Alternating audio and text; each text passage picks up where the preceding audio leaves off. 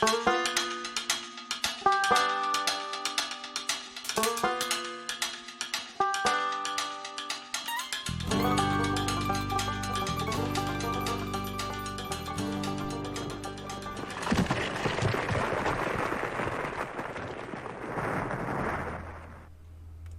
and welcome to the 180th numbered iteration of the Curmudgeon in the Cellar.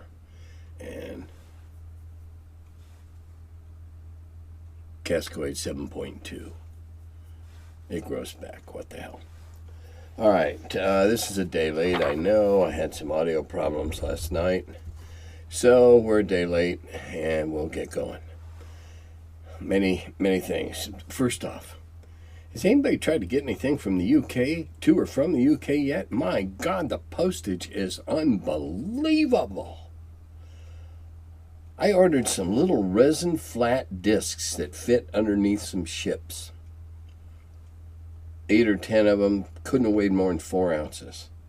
They cost $29. The postage was $25. I don't think so. Sorry. Anyway, come on. Was this Boris and DeJoy or Donald, or I don't know who screwed up the postage, but it sucks. Okay, quote from last week. This is a paraphrase of something I said about you sit down at my table. You're right. If you sit down at your table, I don't ask to look up your skirt or down your trousers. I don't care. You're a player at my table. I wasn't trying to make light of that. But I'm trying to express just how little that matters in the course of playing the game.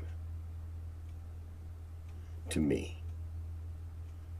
Anyway, he says that's a good house rule. Someone else replied, I've generally lived by that, find it to be a good practice. And a third comment was, close for amateurs, real players go armor class 11. Well, if you're an armor class 11 in old school, that must mean that all your skin has been peeled off. Because 9 is running around like in a t-shirt and a thong. That's it, 9. That's skin.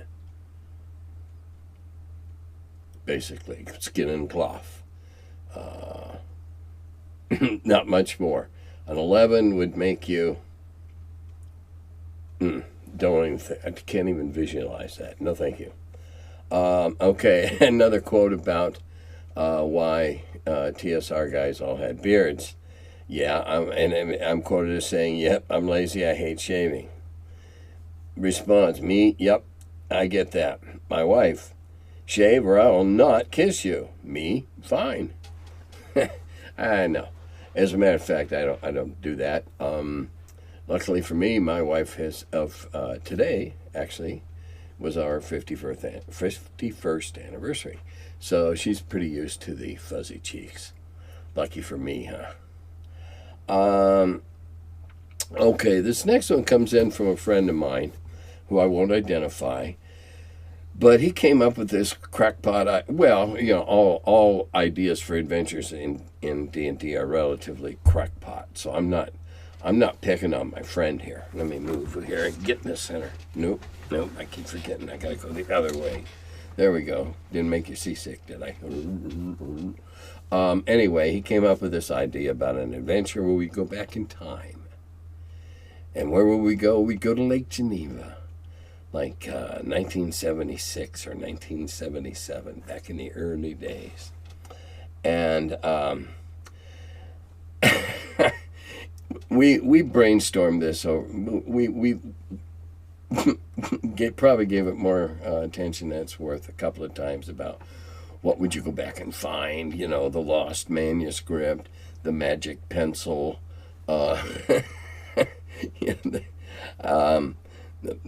so, okay, your adventure party is going back in time to the offices of TSR in Lake Geneva, in the old gray house, across from the street from the Pizza Hut and across the street from the Clark gas station. 736 Williams, I think it was. It's funny how old addresses stick in you. And anyway, what would you go back and hope to find, and what could you do? And the unmade changes. Maybe you don't even want to limit yourself to then may go back to 75. In any event, I throw this open to you. And now I don't need any 300-word essays. Just, just an idea. Okay. Every time I've ever met you, you've been gracious and kind in giving of your time, even though I know you must have been at your wits' end at some of them. Well, when I go to cons, number one, yeah, I like to think I'm a pretty nice guy most of the time. Pretty easy going, easy to get along with. Though I will admit I can anger, and I am Swedish and Irish, and my temper, once fully aroused, is awesome to behold. Howsoever, I have learned to corral that since I had children, and it's still an ongoing process not to lose it every now and again. But I have this philosophy about going to cons. Number one, we're all there to do something together that we all enjoy. So the brother of my brother is my brother. You know what I'm saying here? We're all in this together. Number two, some people come just so they can, well, I'm not the only reason, but one of the reasons they come is so they can have various people sign various things. And sometimes I'm one of those people. And the people that run the cons pick up my room expenses and or whatever else so that people will want to come, and that I feel I owe it to the organizers to be a nice guy and not be an idiot, or worse, a dick. So I don't say that I wouldn't be nice ordinarily. Anyway, thanks. Glad you play old school. I wish I could play old school, but everyone wants to play 3.5 or 5. Keep kicking an old friend. As of ladies playing, I was at a hobby. Oh, okay. He was at a hobby shop, and the clerk was a lady that said she played D&D. Great. Find out when the local games are. I actually am having a problem. I have never wanted to just run a campaign for fun since I've moved here. I ran many weeks of games when I was playtesting the many adventures that I have written and have self-published or whatever up there in those maroon and gold or brass trim boxes behind me. But I've decided I think it'd be fun to start a campaign. Now, we're not going to start at ground zero, probably somewhere around level 3 or 4, just to hit the ground running, so to speak. Not superbly equipped, but, not babes in the woods naked, afraid. But I'll be damned. The one hobby shop that has game tables is so busy. His tables are always filled. Plus, he's way around on the other side of the city. Long drive, which I would not like to make late at night after the game is over. The culture doesn't have gaming space yet, though they may at some point.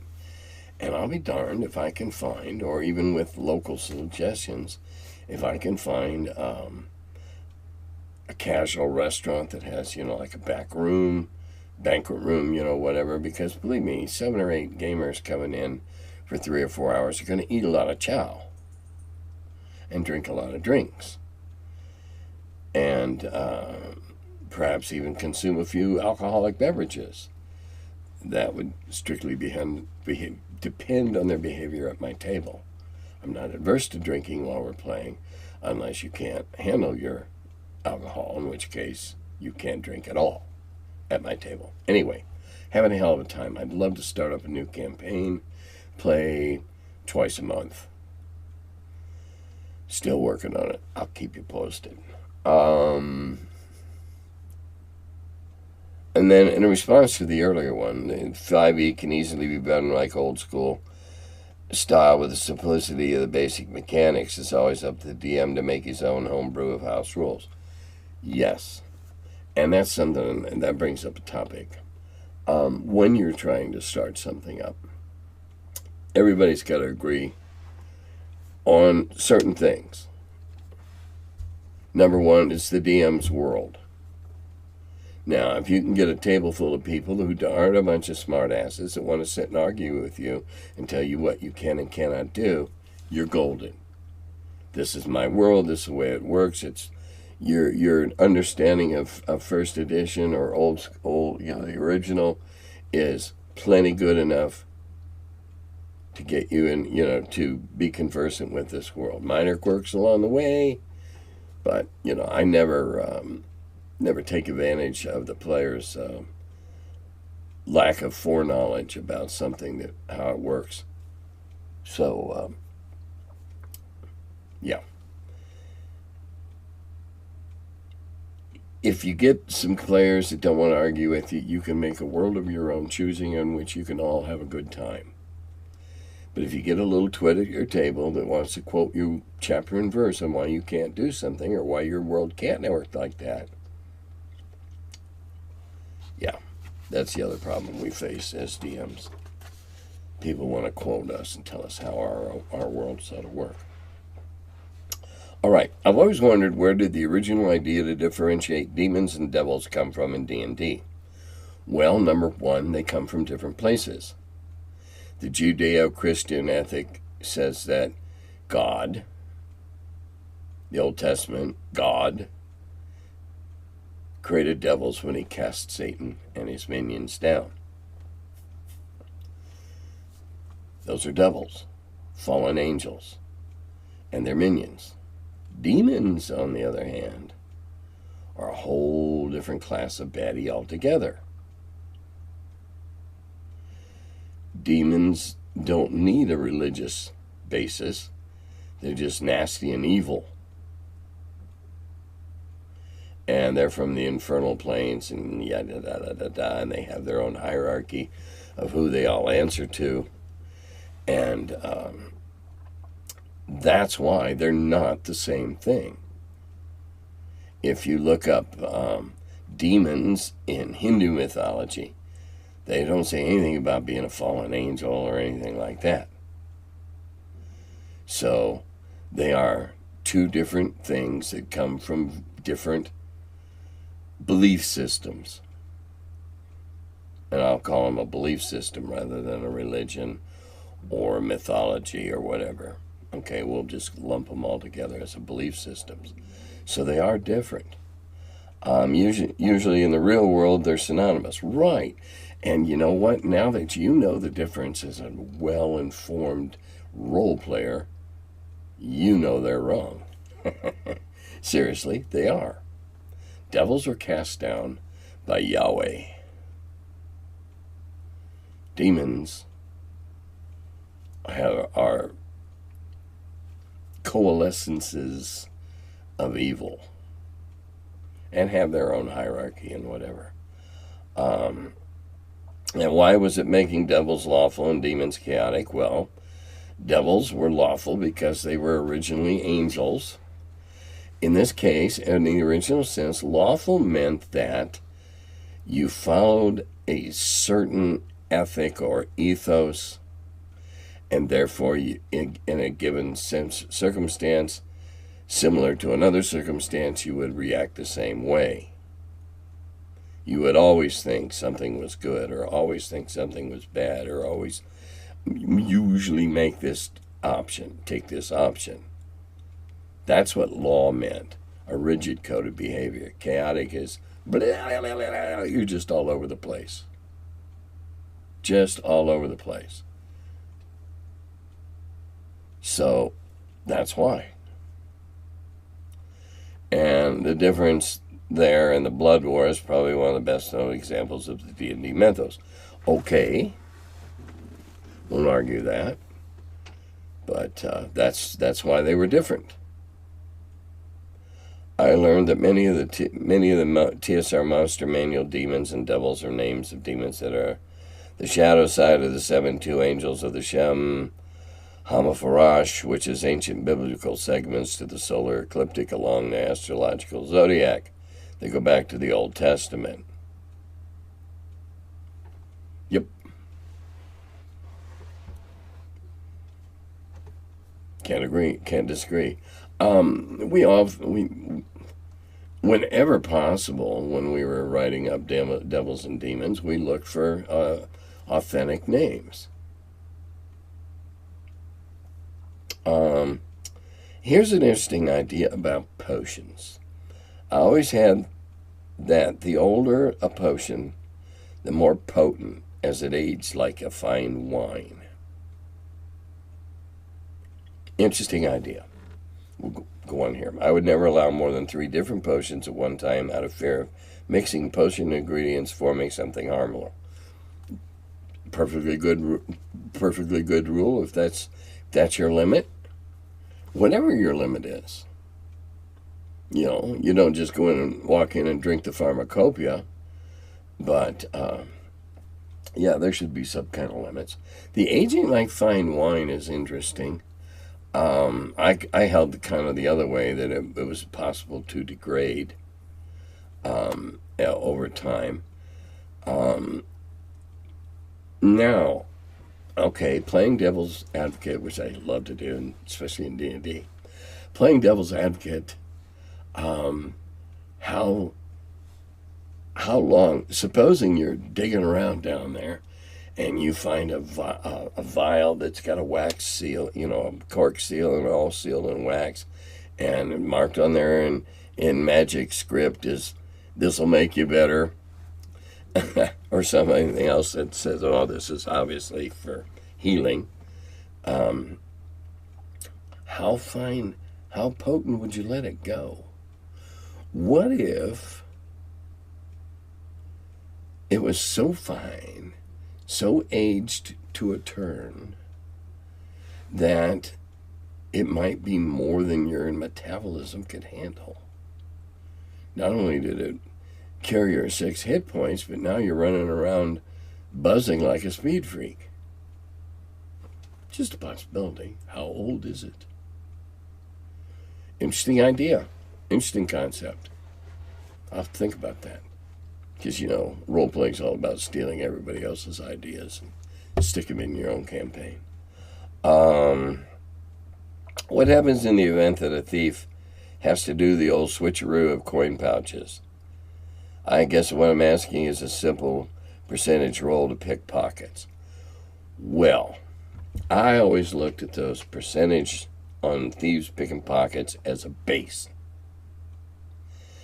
If there is a large crowd, a county fair, country fair, everybody watching a hanging, whatever, lots of jostling around, I often up the chance.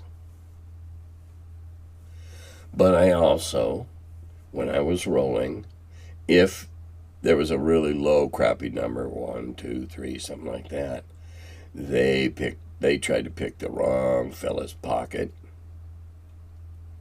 He was waiting, he was alert, whatever, and you know, now he's got your wrist in a vice grip inside his pocket.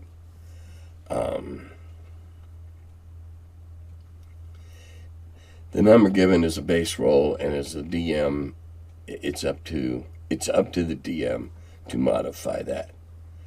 If it's really, really late at night and you're trying to pick drunks' pockets, well, it ought to be almost automatic, regardless of your starting level. Common sense. Roll it the way you want it to go. What seems right. Everything we do seems.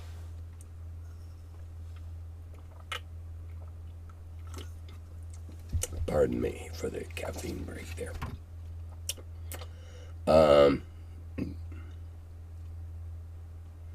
Now, this is a comment I did not understand, and maybe the person that made it didn't understand one either.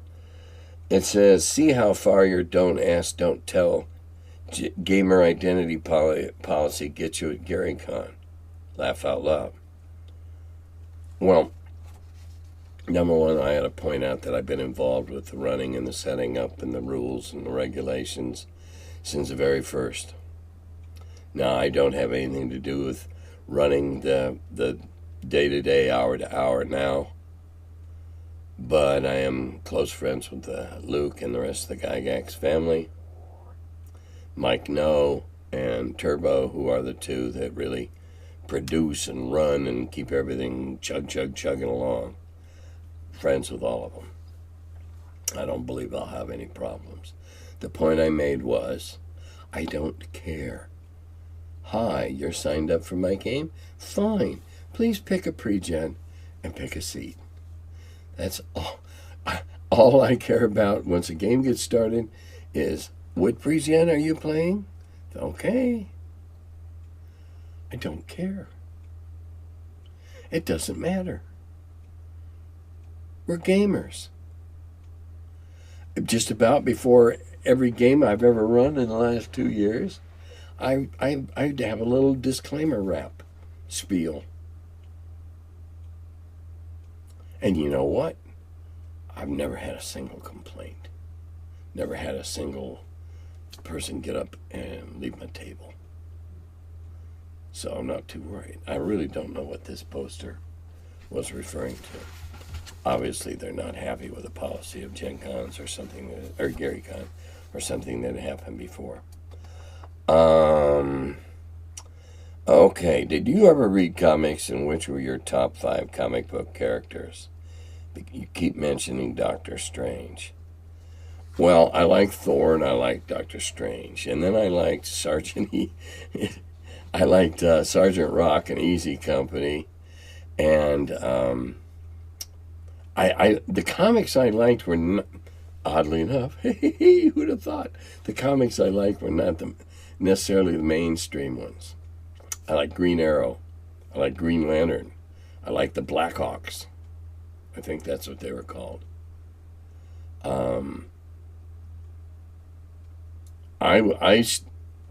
The comics I was earliest exposed to were DC, because there was only DC in Charlton when I was a kid. Marvel wasn't there yet. I'm currently playing a 4th level ranger in my brother's 2nd edition campaign. After my brother's aforementioned vampire gaze inquiry, oh, that was last week, okay. I wonder if you would solve a small quandary concerning rangers' animal followers. Would my animal companion, namely a mastiff called Render, Render, I like that, go up in levels comparable to my ranger? Many thanks. Well, I'm a little uneasy with levels of companions. Okay? You got a monster mastiff called Render. Unlike PCs, you can't give potions to rejuvenate companions. Unless, of course, in your campaign you're going to get into veterinary stuff, and then you could. But that's another whole can of worms. I don't know that companions have levels. As you become more skilled, assuming that your pooch or whatever other companion animal you have, your squirrel, your rabbit, your dove, is going to get more attuned to you. And if it is of a size or a nature that it can help you in a pinch, in a fight, be a help as opposed to a hindrance. But going up in levels, I mean, a mastiff's only got so many teeth. You can't grow it more teeth so it does more damage. If your campaign gets into stuff like hit locations and whatever, okay, maybe you can train a companion to go for a vulnerable spot on a target. But boy, that's a lot of training for you to train your dog to everywhere you want to bite. Okay, you bite an orc here, you bite a goblin there. But would it automatically? No. No. You know, and companions age at least normal rate, depending upon what they're exposed to, perhaps an accelerated rate. And there's nothing to make them, there's no Cosequin for their joints or any Red Bull for dogs. So I would say no, in my world. Dogs are dogs are dogs. What are your thoughts on character resurrection in long-term campaigns? Okay. There, for example, memory loss, physical ailments, changes in appearance, weird recollections, things from the past. Should the dead be dead and just roll up a new character? Okay. I looked up the resurrection spell just to make sure I was on the right page. And if you're paying a priest somewhere to resurrect you 3 days dead, starting to get a little ripe, I wouldn't place any. I can see no good reason to place any handicaps other than general fatigue or lethargy or muzzy-headed, for a few days, whatever. However, as the book says, if you're a 10th level, you can resurrect somebody that's 100 years dead. Or if you're 16th level, 160 years dead, all right. So you're not going to be resurrecting any liches or skeletons. But 160 years dead, if you were to, find a high priest and laid out in his luscious temple, whatever you want to resurrect this high priest, and say he's been buried there and lying there in state for 142 years. Well, number two, it's a good chance that they might not speak the same language. There's a good chance that they could be a little fuzzy. There could be a good chance that they're not going to recognize any technological advances that may have occurred.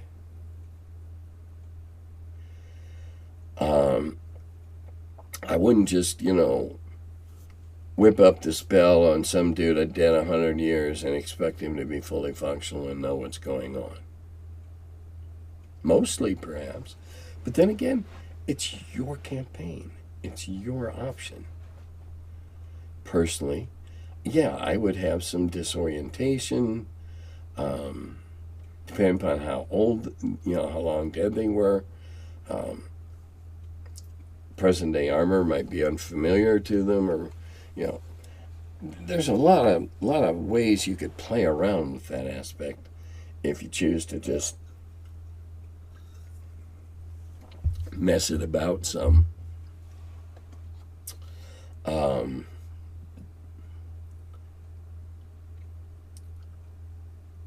A few years, a few days, few weeks, less than a month.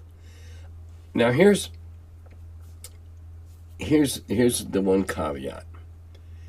If one of the party members has been dead long enough that the body will start to decay, and as far as I know, we never printed a preserved corpse or a formaldehyde spell.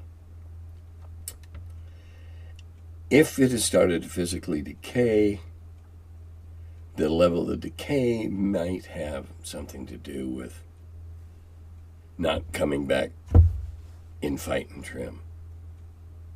Again, it's an interpretation that is perfectly within the purview of the DM to decide how they want to handle that. That's how I would handle it, but your mileage may vary. All right. Out of all the modules that Gary authored, which one would you say it captured his character the most? Well, I'm sure he fancied himself as Jack the Hermit on the Keep in the Borderlands. But if you're talking about Gary Gygax's character as a person, it's a Tomb of Horrors. Because I can picture in my mind now, right now, Gary sitting behind the screen, just grinning from ear to ear as the neophyte or without a clue players blunder from one catastrophe to the next until they're finally wiped out. So, was Gary a killer DM? Absolutely not. But Gary would let you walk in and do something and kill yourself in a heartbeat.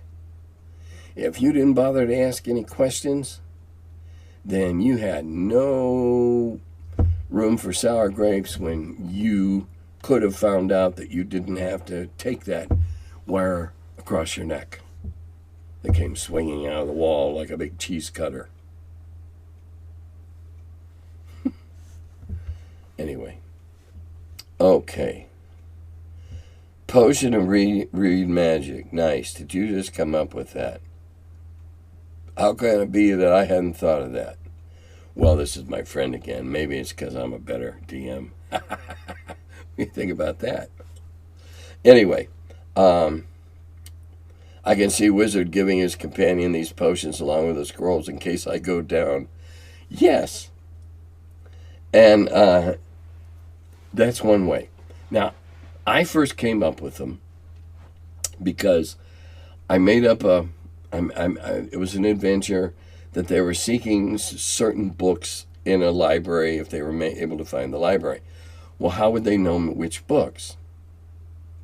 Okay, when you get to the library, drink one of these. You'll be able to read it, so you'll know which symbols are the title I'm looking for. But it doesn't mean you can perform it. It just means you can read it. And by the same token, if you find a trove of scrolls and books and stuff at the end of a brief tussle or long campaign, there's absolutely purpose for that, because if you can only carry back 20 of the books, you ought to be able to read the titles to see which sound the most promising. I don't know.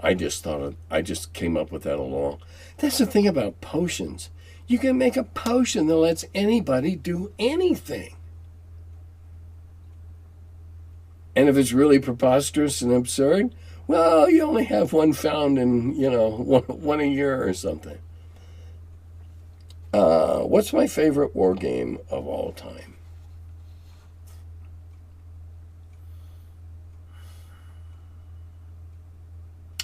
For nostalgia, I'd have to say Evelyn Hill's D-Day, because that's the one I started on.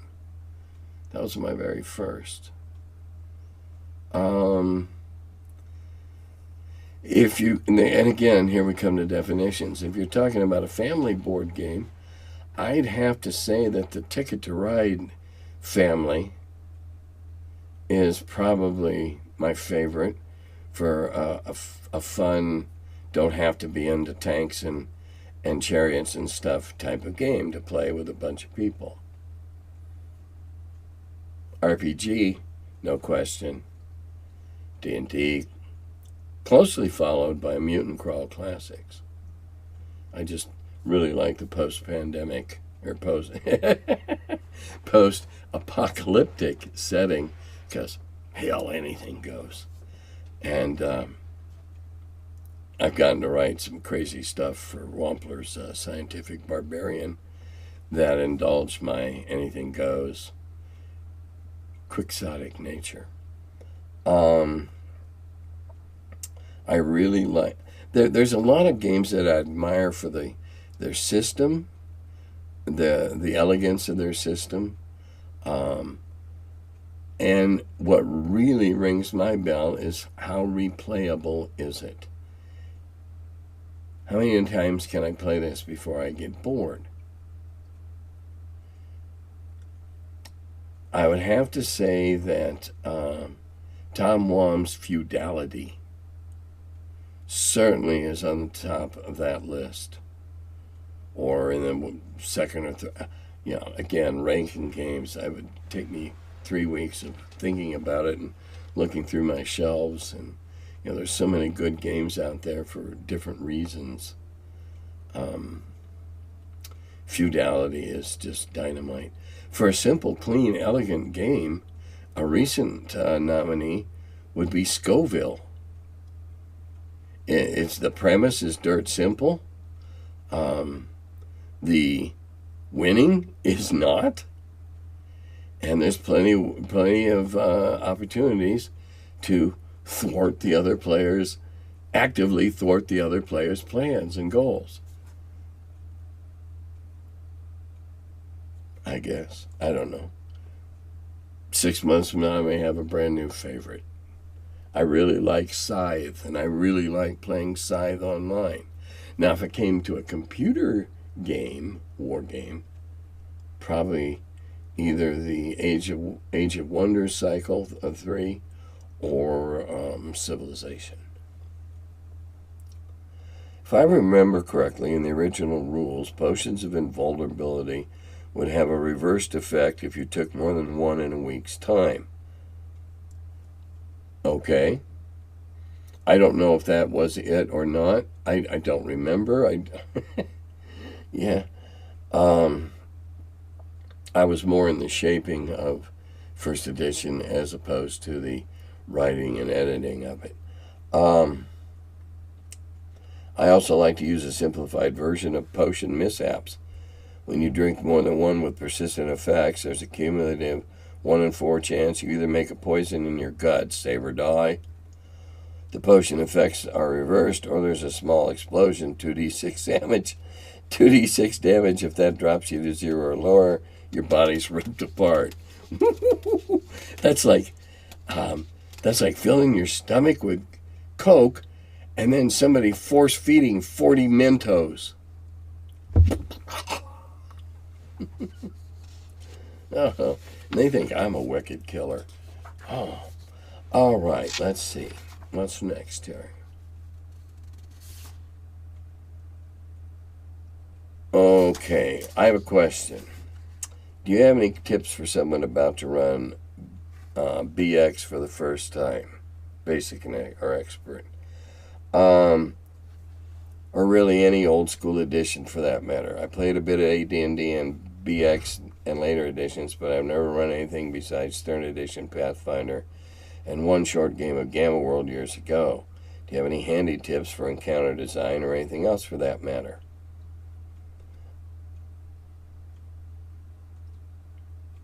Okay, and then I had to go see what the rest of this was about. On an unrelated note, something you might have touched on before, but I'm not sure. What's the deal with alignment languages? They've always struck me and my fellow players and DMs as a little silly, and we just don't know what to do with them. Okay. Alignment languages. I'll give you the brief history. Well, I'll give you the history as I know it. It started with a thieves' cant.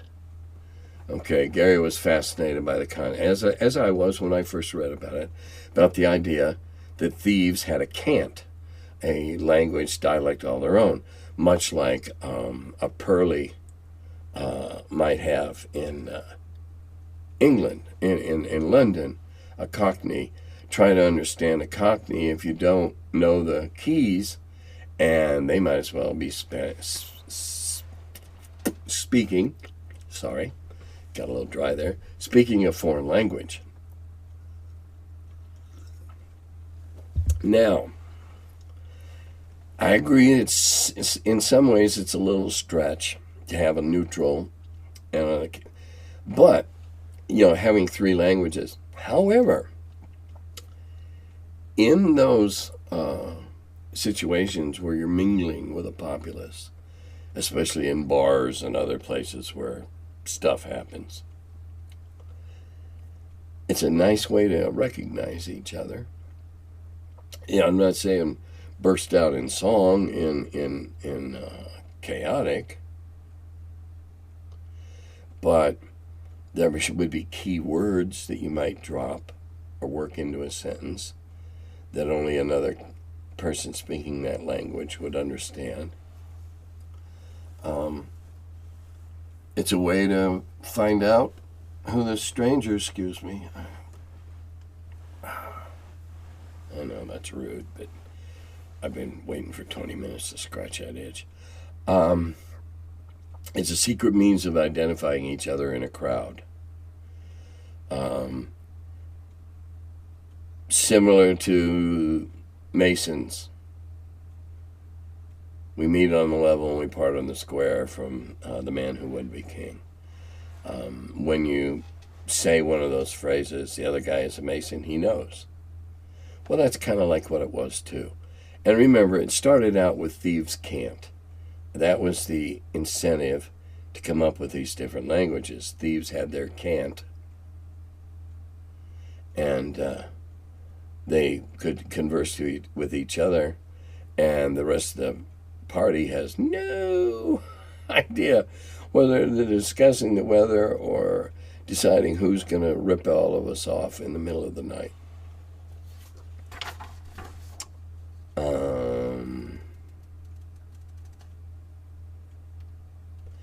All right, general tips. No encounter should be guaranteed fatal. Every encounter could be fatal. Some encounters could be fatal only if they really screw up. Every monster should have a weakness. Your players aren't going to play very long if they don't think that they stand a chance of doing anything but coming to die every Sunday afternoon or whenever you play. When you sit down the first time, you tell them, okay, I'm a second edition player, which, as we all know, second edition is a much better edited version of first with some minor tweaks. And you say, okay, I'm playing 2E, we're playing 2E. Now, if you got people at your table that have never played anything, don't have them there for that talk. Because they're going to go, huh? And not know what you're talking about. But don't make every encounter lethal. Don't make every encounter a powder puff derby. Make treasure commensurate with the risk. That's the biggest rule that gets beat up. Make treasure commensurate with the risk. Give them a realistic goal on that first adventure or series of adventures to accomplish.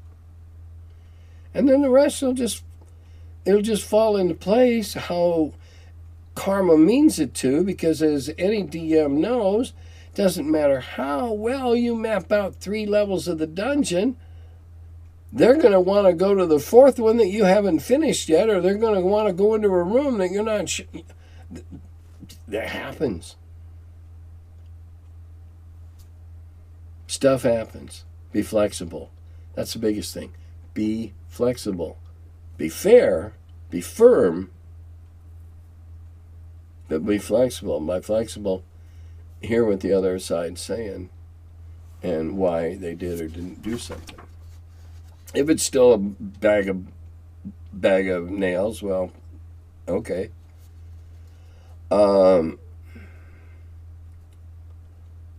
If players get XP for finding treasure, a rule that I've never played with, my DM isn't particularly fond of it, and as you know well, no, I don't either. Is it intended that a PC should be able to go up several levels in one go if they find a truly massive pile of generated jewelry? Just want to ask because I generated a hoard for fun the other day and that happened, which surprised me. Well, I don't do a straight XP gold piece exchange for that reason. I seldom use many of the tables for generating treasure. When I'm writing the adventure, I got a good idea of the total haulage. and know that it won't all be found. Never is. Nor should it be, because who wants them going through those last 11 rooms that they hadn't gone through them? I don't. Not as a DM, I don't want to go back over old ground.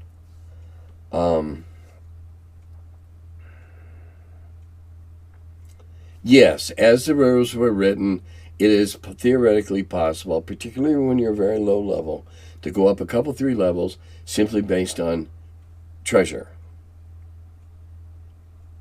I believe that was a flaw in the rule, which is why I haven't followed it since the beginning.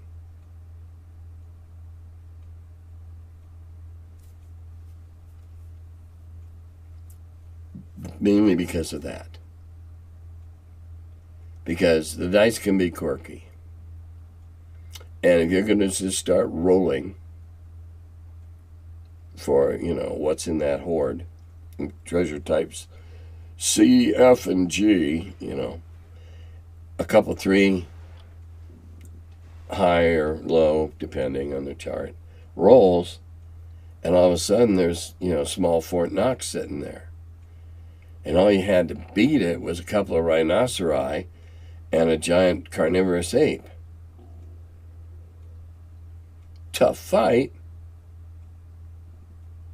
but, not the same as beating down a white and a mind flayer for it. And yet, I always felt that the bigger the treasure, the harder, the nastier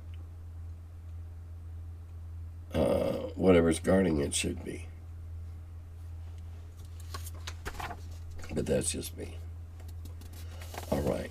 Now, I have a very long one that I'm going to read, which means I need my glasses. But this is a funny story. Now, person that wrote this, don't take this as an invitation to send another story that big. Don't. I'll never read it. But this is funny. What are some of your favorite ways that characters have died? Silly answer, silly question. Well, a D&D 5e forum on Facebook, someone decided to ask, what are some of your favorite ways your characters have died? So I told this story. Once upon a time, I was playing solo D&D. I made 4 characters who were brothers from different mothers. 30 years prior, their human dad was in his death throes after severe battle injuries. Yet Dad managed to mate with all 4 of their moms. Each did a World According to Garp rodeo dance on Dad shortly before Dad died. Those of you who are familiar with Garp know exactly what that is. So all 4 brothers were the same age, born within a day or so of each other. Each of the 4 brothers grew up and eventually made a pact to lead an army and coalition to journey to 4 areas of their home planet to destroy as many tyrannical foes as possible and not stop until they defeated all 4 major a-hole foes in those 4 regions of the world or die trying. Sounds like pretty ambitious brothers. The 4 brothers, races, and classes were number 1 was a Mormon, half-elf paladin, lawful good. I'm not sure where the Mormon part came in. Number 2 was a Norse pantheon human barbarian who was chaotic good. Number 3 was a human Islamic jihadist who had some paladin-like powers, who was neutral good. And the other was a half-orc barbarian who was chaotic neutral with some good tendencies. I'd like to meet their nursemaid. Just before they departed on their missions, crusades, fatwas, or whatever holy war mission they all decided to fight with that contest, determined to prove who would be rewarded with the best celestial lovemaking experiences in the afterlife with the hottest women. The Mormon said it would be angel pure Mormon Molly women on planet Kolob that would respect him the most. The Norse barbarian said the Valkyries would treat him the best in Valhalla. The Islamic jihadist was determined to have his way with at least 72 virgins.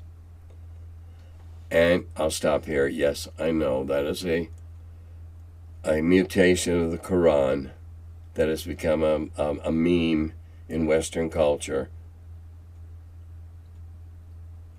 But as a meme is how I'm dealing with it here. Oh, I didn't write this. Which all brave holy warriors were guaranteed, while the half-orc brother to explain the Billy O'Connell sketch on Islamic jihadist suicide bombers and the kind of women he'd rather be with in the afterlife, and eventually won the contest and had the adult videotapes to prove it across all the heavens and hell worlds of the multiverse. By God, that's four brothers, eh?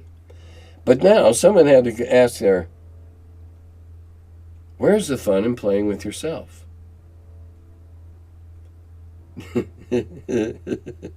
which I would have to answer, it all depends on how and what you do and how you do it. And on that note, we'll stop. Let's see. Going to game hole, going to game hole. Can't wait to see all your various and sundry faces. Going to game hole. And I guess I'll see some of you there. In the meantime, game well, game frequently. Dodata Gobi.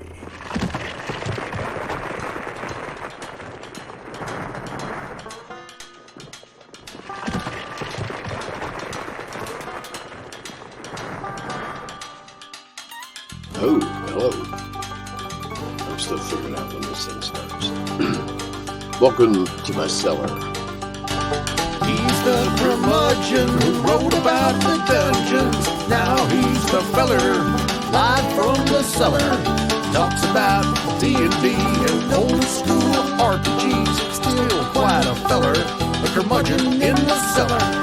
Last man around when them rates went down. Calling Gary in that Lake Geneva town. Hey Gary, it's an awful mess. Let me edit, we'll have success. D&D and Dragon Magazine. He's the curmudgeon who wrote about the dungeons. Now he's the feller, live from the cellar. Talks about D&D and old school RPGs, but he's still quite the feller, the curmudgeon in the cellar. Magic missile, it's a mortar shell. Make it hit in the first level spell. Brought psionics to the game to attack that wizard's brain. PSR and fantasy, collection of micro armory. Titan with tramp under a tree, high as could be. He's the curmudgeon who wrote about the dungeons. Now he's the feller, live from the cellar. Talks about D&D and old school RPGs, but he's still quite the feller, the curmudgeon in the cellar. Still quite the feller, the curmudgeon in the cellar.